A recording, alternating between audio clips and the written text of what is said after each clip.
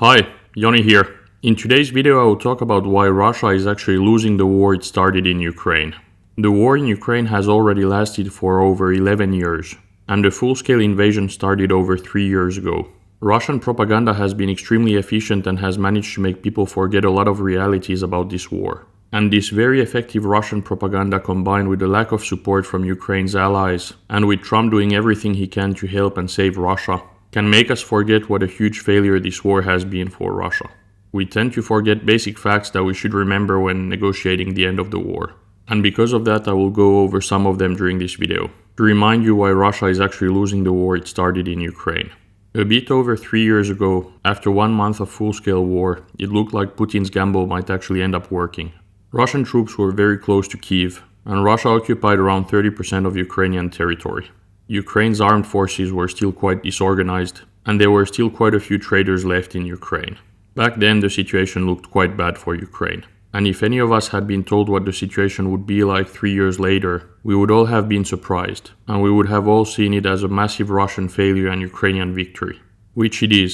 This war is Putin's biggest failure, and it's not over, and there are levels to everything, including victory and failure. But no matter what happens, this will stay a Russian defeat. Russia won't ever reach its strategic objectives in Ukraine, and this is a failure that has come at a huge cost for Russia. First of all, Russia only occupies around 19% of Ukraine right now. As I said earlier, it occupied around 30% in March 2022. We are now in April, and this means that Russia has been fighting for over 3 years with a net loss of around 10% of Ukrainian territory. They've basically fought for nothing for over 3 years. When the full-scale war started, Ukraine controlled 23 regional capital and special status cities.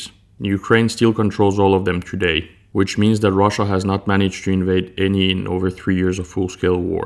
0 out of 23 is a horrible failure, even for Russia. And it's not random that many of you have not heard about this fact. Russian propaganda does everything it can to avoid people knowing about this. And it must be said that Western media has also failed at getting this type of information into people's heads.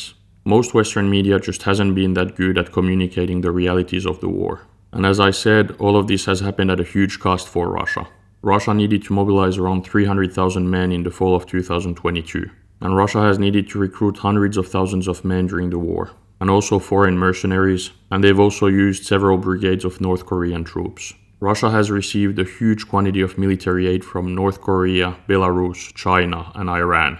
And also troops from North Korea. And tons of economic aid from China. And yet Russia has around 900,000 total casualties according to the UK Defense Ministry's estimates. Despite the huge resources and the lack of results, this failure has come at a huge cost for Russia. And there has also been a huge economic cost. Russia has needed to overpay troops to recruit enough men. And its economy is already overheating. The combination of lack of labor, increased public spending, and sanctions have led to high inflation. Russia has needed to go from a 7.5% key interest rate in June 2023 to a 21% key interest rate now. Russia has also used most of the massive stocks of equipment it inherited from the Soviet Union. In this war, Russia loses way more equipment than it can produce. And until now it has used this Soviet equipment to cover for the gap.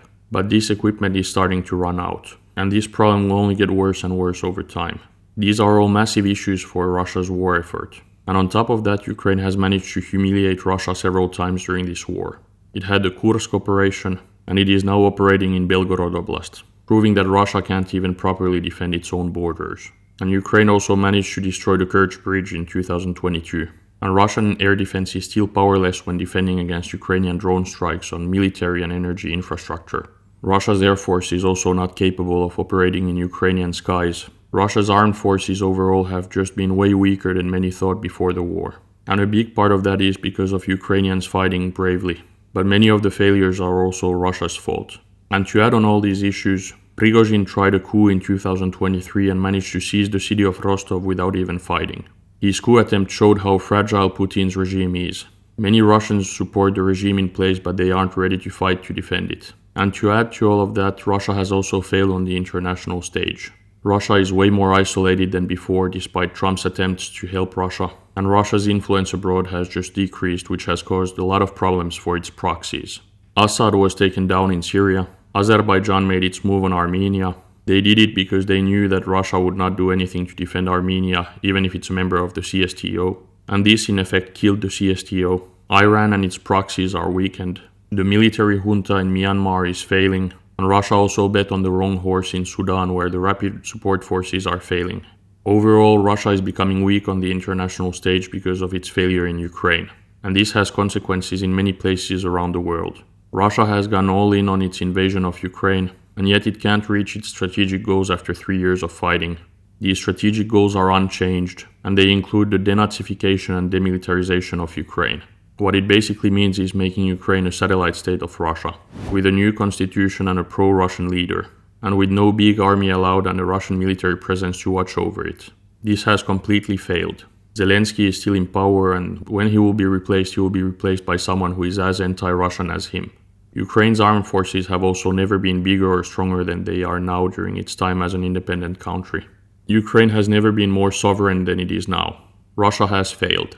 And when looking at the future, Russia cannot achieve its strategic objectives in this war, and because of that it cannot win the war.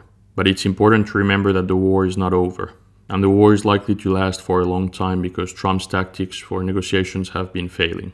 He has put no pressure on Russia, and Russia is not going to stop the war without being pressured. Because of that, we need to prepare for the war and the suffering to continue for a while. And as the war continues, Ukraine needs more support. Europe really needs to step up. Our leaders need to focus less on post-war peacekeepers and more on helping Ukraine right now. There are levels to failure and success. And even if Russia cannot win the war because it cannot reach its strategic objectives, and Ukraine is winning as a result, this does not mean that Russia cannot occupy more land and improve its position, and cause more suffering by doing so. Europe is just not doing enough. We need to give more weapons to Ukraine, and we need to make long-term commitments to send a message to Russia. But to sum it up, Russia is losing the war it started, and no Russian propaganda will change that, even if it is very efficient. Don't forget the simple facts that I stated in this video. Russia does not have the cards. The only thing Russia can do is to drag the war and the suffering, but it cannot win it, and this war will be Putin's legacy. He had 2 decades of geopolitical wins thanks to his dirty tactics, but he overreached in 2022 when starting the full-scale invasion of Ukraine. This is a classic situation where a dictator overreaches and fails, and Trump can try to help him, and that's what he is doing, but he can't make him win. And Europe needs to make sure that Trump doesn't save Putin. We need to put more sanctions on Russia's shadow fleet, and we need to arm Ukraine more. Only long-term commitments of weapons to Ukraine will change Putin's perceptions of the war, and that is the only way to make him understand that he's not going to outlast us. Is there something that I forgot in this video? Write your thoughts in the comments. That was it for today's video. I hope that you liked it. If you did, please like and subscribe, and see you in the next video. Thank you.